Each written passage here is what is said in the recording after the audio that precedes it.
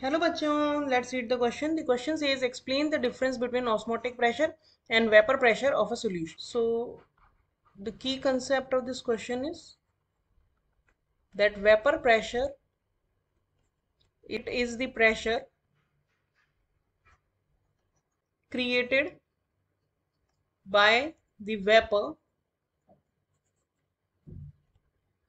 which is in contact with its liquid.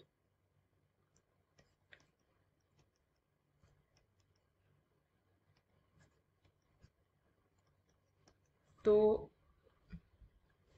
अब अगर हम इस क्वेश्चन का सॉल्यूशन देखें तो इस let us try to understand what is vapor pressure with the help of a diagram. Suppose we have a liquid in a beaker and there is a lid on this beaker. Now we are heating this. We are applying heat from here. तो क्या होगा, ये जो liquid है it will convert into vapours. तो अभी ये जो वेपर है it is in contact with the liquid also and it is applying some pressure on the walls of the container as well as on the lid. तो ये जो pressure होता है इसी प्रेशर को हम बोलते हैं वेपर प्रेशर. और दूसरा है ऑस्मोटिक प्रेशर. क्या होता है, सपोज दो सॉल्यूशंस हैं, they are separated by a semi permeable membrane. ये सेमी परमिएबल मेम्ब्रेन है.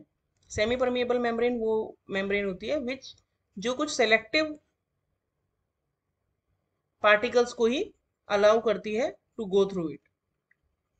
और यहाँ पे कोई एक सॉल्यूशन है और यहाँ पे हम कहते हैं कि चलो प्योर सॉल्वेंट है या फिर कोई दूसरा सॉल्यूशन भी हो सकता है जिसकी कॉन्सेंट्रेशन कम है.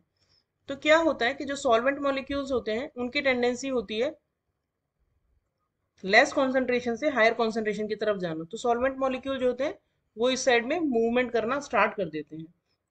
अब अगर हम बाहर से कोई एक्सटर्नल प्रेशर लगाएं इस तरह का जो इस मूवमेंट को, सॉल्वेंट पार्टिकल्स के मूवमेंट को रोक सके, तो उस प्रेशर को हम बोलते हैं osmotic pressure. That means osmotic pressure वो प्रेशर होता है which is applied to stop the osmosis of solvent molecules through a semi-permeable membrane